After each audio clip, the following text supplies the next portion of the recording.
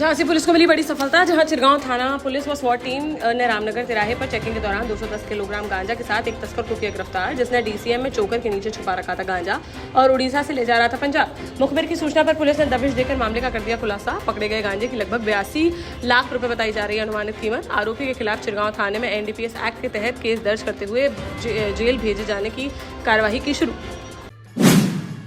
ललितपुर के मडावरा तहसील क्षेत्र में खाद न मिलने से किसानों में फैल गया आक्रोश, जहां शनिवार दोपहर सैदपुर की साधन सहकारी समिति पर खाद न मिलने के विरोध में किसानों ने मडावरा मेहरौनी मार्ग पर चक्का जाम कर किया प्रदर्शन। किसानों ने करीब 1 घंटे तक सड़क पर बैठकर जताया विरोध, जिससे यातायात भी कुछ समय के लिए हुआ प्रभावित। प्रदर्शन में महिला किसान भी थी शामिल। किसानों ने आरोप लगाया कि साधन सहकारी समिति पर उन्हें खाद का नहीं किया जा रहा है वितरण, जबकि रात के समय सचिव द्वारा खाद की जा रही कालाबाजारी और ओवर रेट पर बेचा जा रहा है उसे। मौके पर पहुंचे समिति के सदस्यों ने किसी तरह समझा बुझा कर कराया शांत, तब जाकर खुल सका जाम। एसडीएम ने जांच के बाद कार्रवाई की कही बात। जालौन जिले के रेंडर थाना क्षेत्र अंतर्गत गडेरना गांव में शनिवार सुबह एक युवक का खून से लथपथ शव मिलने से इलाके में फैल गई सनसनी।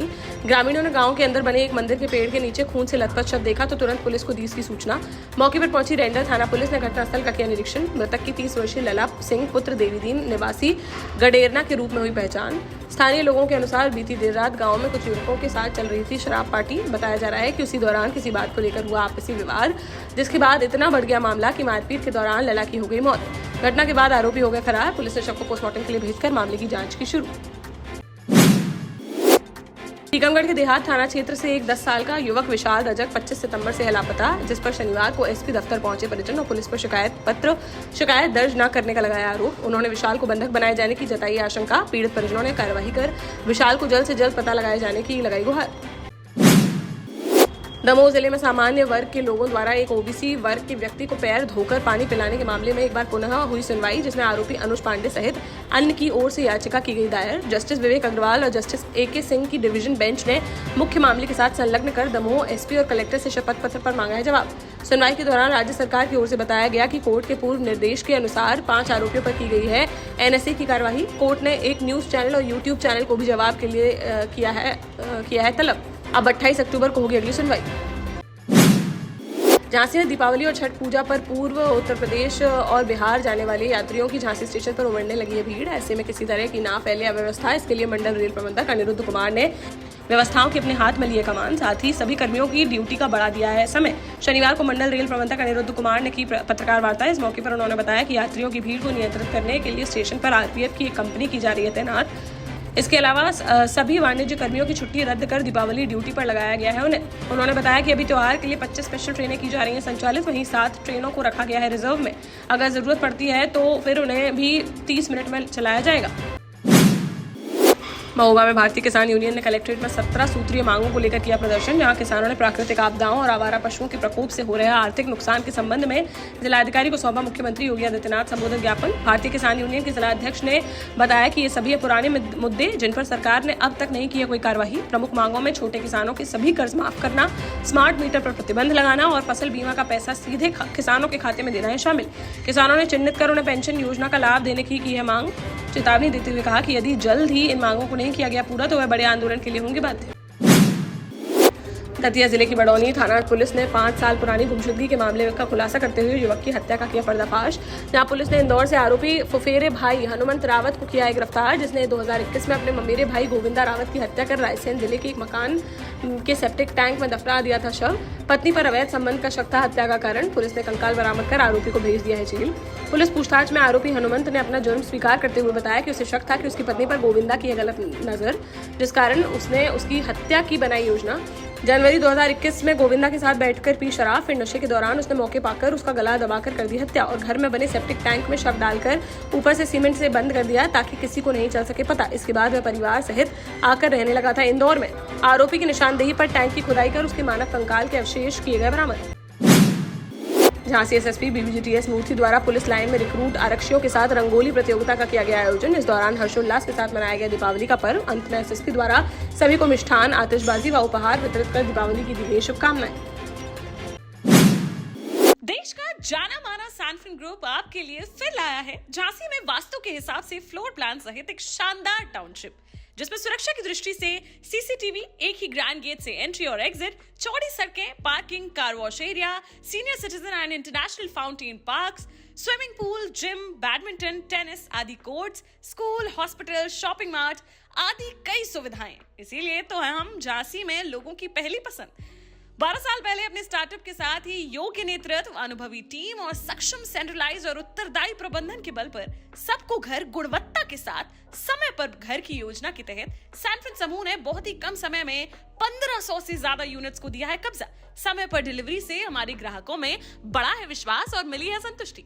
सैनफिन समूह ने बहुत कम समय में Sanfin Ashok city, green homes residency, green homes city, Sanfin Ashok valley, Delhi public school, Sanfin शाखा, केन सैनफिन अस्पताल सहित कई अन्य परियोजनाओं के साथ नई झांसी के निर्माण में स्थापित किया है एक बड़ा मुकाम। तो आप भी आज ही आइए अपने परिवार के साथ और कीजिए अपने सपने साकार। टीकमगढ़ के नजरबाग मैदान में चल रहे यूनिटी नाइट क्रिकेट टूर्नामेंट के दौरान एक युवक जर्जर स्कूल की छत से गिरकर हो गया घायल। बीती देर रात हुए इस हादसे में युवक के पैर में आया है फ्रैक्चर, जिसे जिला अस्पताल में कराया गया है भर्ती। टीकमगढ़ कोतवाली थाना क्षेत्र की बताई जा रही है यह घटना। फाइनल मैच देखने के लिए जर्जर स्कूल की छत पर चढ़े हुए थे युवक, तभी अंधेरा होने के कारण छत की खराब स्थिति का नहीं लग पाया अंदाजा और रेहान नाम का युवक नीचे गिरकर हो गया घायल। झांसी के गुरसराय में विधान परिषद सदस्य रमा आरपी निरंजन ने स्वदेशी उत्पादों के उपयोग पर दिया है जोर। उन्होंने सर्किट हाउस में एक पत्रकार वार्ता के दौरान देश को मजबूत बनाने के लिए स्वदेशी अपनाने की अपील। एमएलसी निरंजन ने कहा कि दीपावली जैसे त्योहारों पर भारतीय निर्मित वस्तुओं का करना चाहिए उपयोग। इससे देशवासियों का बढ़ेगा मनोबल और देश में ही रहेगा देश का धन। उन्होंने सभी से इस पहल में सहयोग करने का किया आग्रह। इस अवसर पर पत्रकारों ने नगर में बस अड्डे का निर्माण न होने, पेयजल आपूर्ति शुरू न होने और कुछेछा घाट के राठ मार्ग का अधूरा रह जाने पर व्यक्त की चिंता, जिस पर एमएलसी ने दिया आश्वासन कि शासन तक पहुंचाया जाएगा यह मुद्दा और जल्द से जल्द इन कार्यों को कराया जाएगा पूरा। महोबा जनपद की चरखारी तहसील में जिला स्तरीय समाधान दिवस के दौरान किसानों की समस्याओं का समाधान न होने पर विधायक बृजभूषण राजपूत ने स्वयं की पहल। जहां समाधान दिवस समाप्त होने के बाद विधायक अचानक पहुंचे तहसील और अधिकारियों को वापस बुलाकर आयोजित किया अपना तहसील दिवस। उन्होंने किसानों की सुनी शिकायतें और अधिकारियों को दिए सख्त निर्देश। इस दौरान उन्होंने एसडीएम, सीओ, तहसीलदार, नायब तहसीलदार, कोतवाली प्रभारी और राजस्व विभाग के कर्मचारियों को मौके पर बुलाया। विधायक ने स्पष्ट कहा कि किसानों के साथ अन्याय नहीं किया जाएगा बर्दाश्त। जो भी अधिकारी या कर्मचारी किसानों के साथ करेगा दुर्व्यवहार या सरकारी योजनाओं में गड़बड़ी, उसके खिलाफ की जाएगी सख्त कार्रवाई। जालौन जिले के कालपी कोतवाली क्षेत्र अंतर्गत मिर्जा मंडी मोहल्ले में शनिवार दोपहर को उस समय मच गई अफरा तफरी जब सड़क किनारे खड़ी एक बाइक में अचानक से लग गई आग और देखते ही देखते आग ने विकराल रूप कर लिया धारण और पूरी बाइक को ले लिया अपनी चपेट में। कुछ ही मिनटों में बाइक धू कर पूरी तरह से जलकर हो गई खाक। शॉर्ट सर्किट या पेट्रोल टैंक में लीकेज हो सकता है आग लगने का कारण। ललितपुर में पोस्टमार्टम हाउस में चिकित्सकों के समय पर ना पहुंचने से मृतकों के परिजनों को भारी परेशानी का करना पड़ रहा है सामना। शनिवार दोपहर 2 बजे तक नहीं पहुंचे पोस्टमार्टम करने वाले चिकित्सक, जिससे लोगों में फैल गया आक्रोश। उन्होंने मुख्य चिकित्सा अधिकारी से शिकायत करते हुए कार्यवाही की उठाई मांग। हमीरपुर में शनिवार दोपहर मोरम से भरे एक ट्रक ने बाइक सवारों को मार दी टक्कर, जिससे एक बुजुर्ग महिला की हो गई मौत। जरिया थाना क्षेत्र के झाबर जटकरी मार्ग पर हुआ यह हादसा। यहां खदान से मोरम लेकर निकल रहे ट्रक ने बाइक सवार 3 लोगों को मार दी टक्कर। हादसे में 52 वर्षीय संपत देवी की मौके पर ही हो गई दर्दनाक मौत, जबकि उनके बेटे राहुल और बहू खुशबू हैं सुरक्षित। गुस्साए ग्रामीणों ने शव रखकर मार्ग पर किया जाम।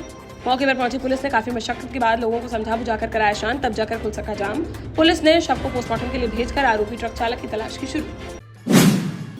झांसी मेडिकल कॉलेज में भर्ती एक्सीडेंट में घायल युवक ने शनिवार को तोड़ दिया दम। जहां जालौन के जरा गांव का रहने वाला 29 वर्षीय विक्रमपाल शुक्रवार को अपनी नई गाड़ी की नंबर प्लेट लाने के लिए गया था दतिया। वहां से नंबर प्लेट लेकर वह लौट रहा था घर वापस। तभी दतिया से 3 किलोमीटर आगे पहुंचने पर ट्रक ने उसकी बाइक में मार दी जोरदार टक्कर, जिससे विक्रम हो गया घायल, जिसकी हालत नाजुक होने पर उसे प्राथमिक उपचार के बाद दतिया अस्पताल से झांसी मेडिकल कॉलेज के लिए कर दिया गया रेफर। यहाँ शनिवार को उसकी इलाज के दौरान हो गई मौत। पुलिस ने शव को पोस्टमार्टम के लिए भेजकर ट्रक चालक की तलाश की शुरू।